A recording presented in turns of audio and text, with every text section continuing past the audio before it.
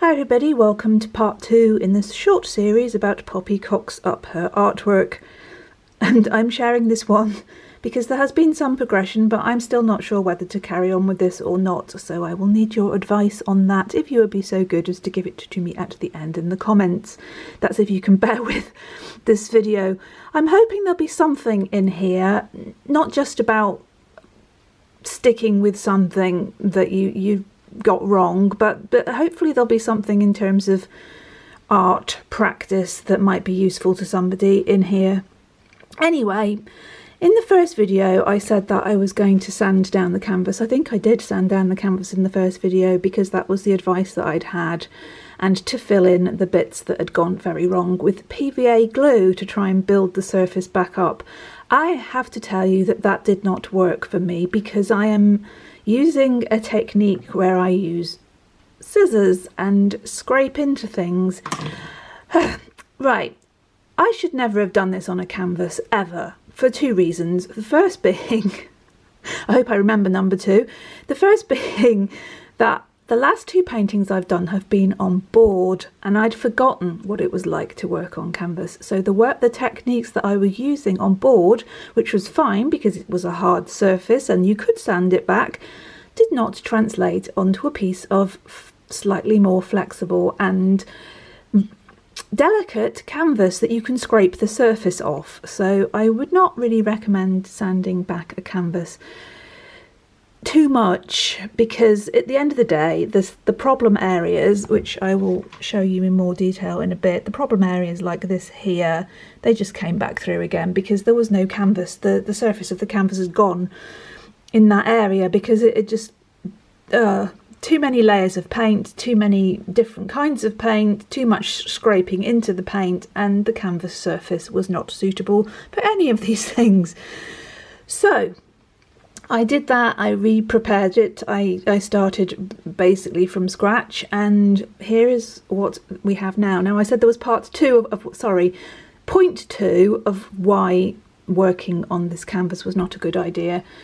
And that is because I can't get up really high to show you this, but this is an oval. It's the first time I've ever worked on an oval, and there's a problem with that, which I will now come to. But first, I'd also forgotten that on an oval canvas there is no support in the centre. There is just a wooden structure around the outside, the frame holding the canvas. And so what have I got? I have got the imprint of that frame all the way around. Now I've asked for advice on this as well, and I was told, and I thought this was a good idea anyway, to put some cardboard pieces underneath there to sort of push it up so that I wouldn't get this, and unfortunately that has not worked yet.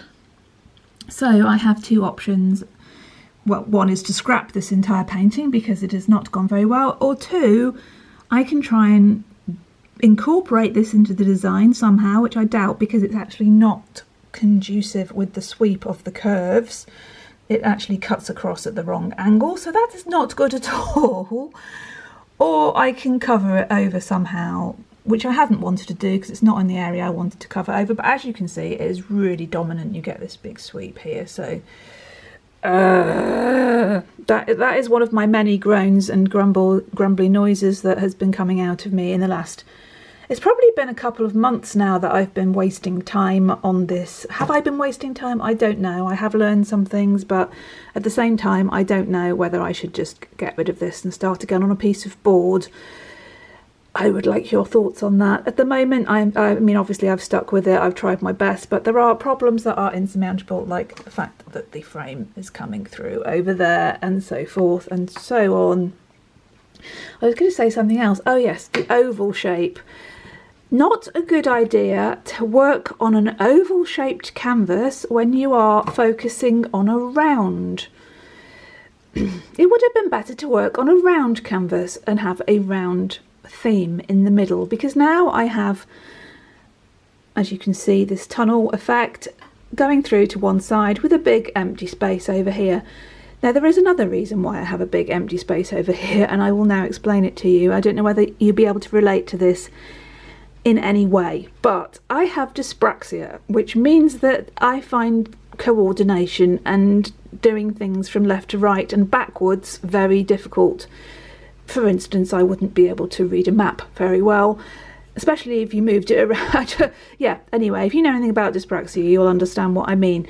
Trying to do a spiral is hard enough if you have dyspraxia, because you have to go in opposite directions, and trying to do that, it was all right going this way clockwise, but trying to go this way, I just couldn't. My brain could not tell my hands what to do at all. Hence partly why we have this huge empty space, because I just could not. I've gone over it and over it and over it, and no matter what I did, I could not get this side of the canvas to compare with this one to give the tunnel effect. So I've just, at the moment, there's nothing here really. It's pretty much empty, except for that horrible curvy frame part around the outside, which hopefully you can see. I wish I was 7 foot tall, we could get a better view of this, but there you go. So yes, that was a big problem, combined with the oval frame, which put me off anyway. Trying to be a dyspraxic person doing a reverse spiral was, yeah, I should have planned this out much better. For some reason I just got straight into it, and the planning that I did was not enough. And I think even if I'd done a huge amount of planning on this spiral, I still, when it came to the paint, I still probably wouldn't have been able to actually transfer it on, because it has to be, I mean, it's got to be, the thing that I find really important about all of my painting is it has to be elegant. There has to be a curve to it that's eloquent, the eloquent curve, I called it in one exhibition. It has to be something very beautiful and even about it, and something that is elegant.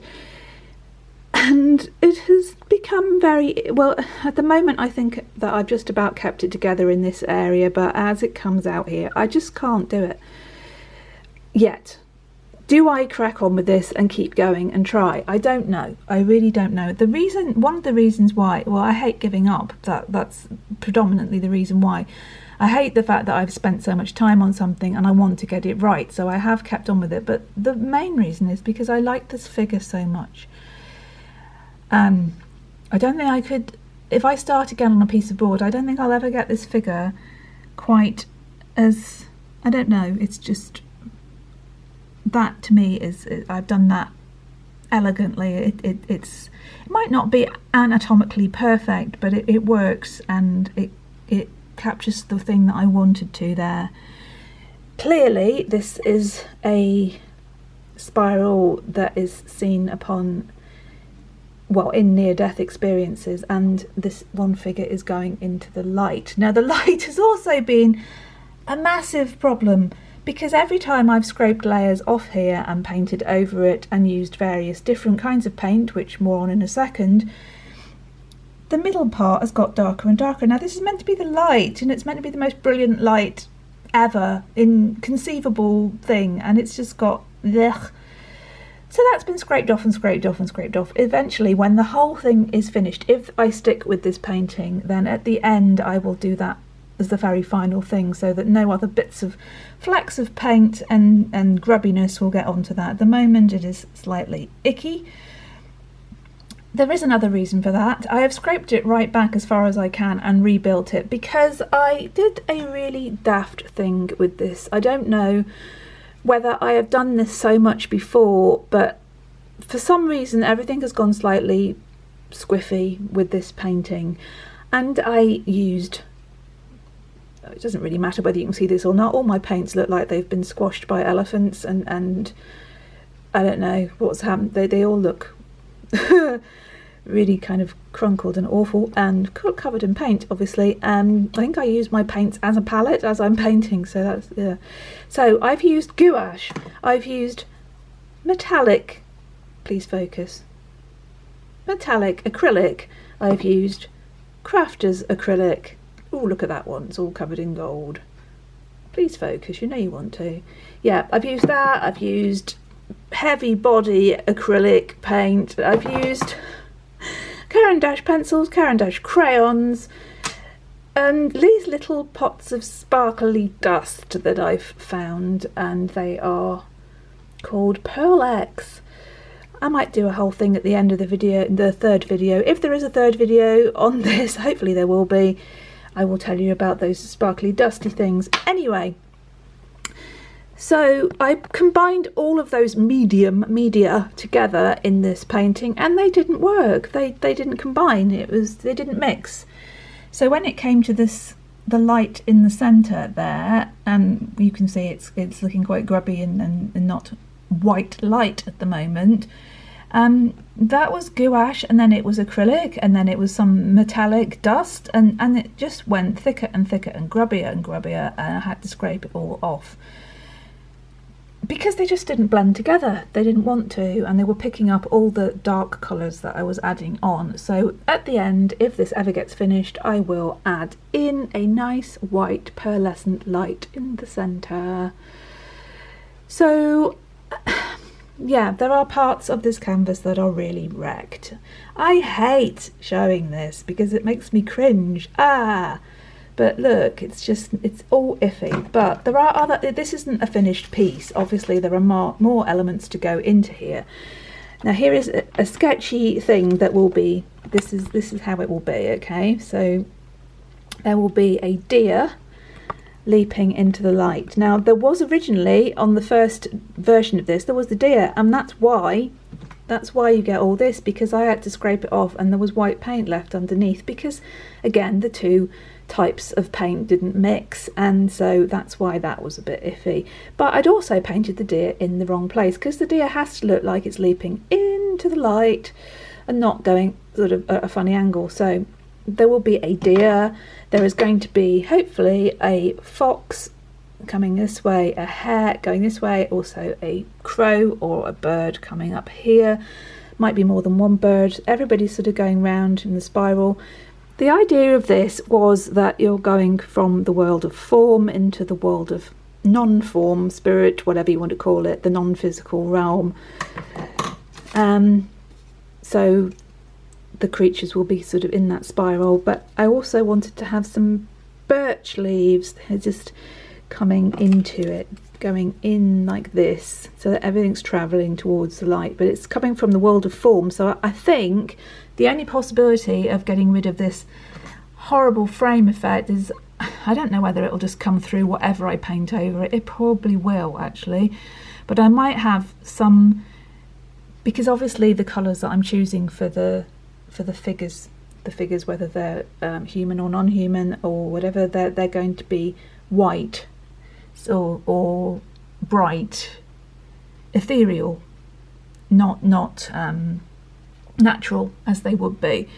So the things around the outside from the world of form, which is going into the world of non-form. Oh, good grief. You must wonder, how does this person write books? Because she doesn't know, she can't find words. I am sorry. This camera does something to my...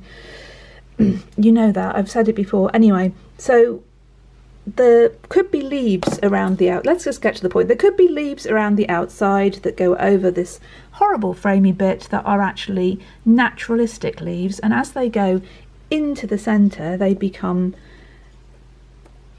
they will be more, well, I was thinking they would be more autumnal and metallic, which will just look nice and give a sense of things passing. So they could be green leaves around the outside, and then they could be going into that.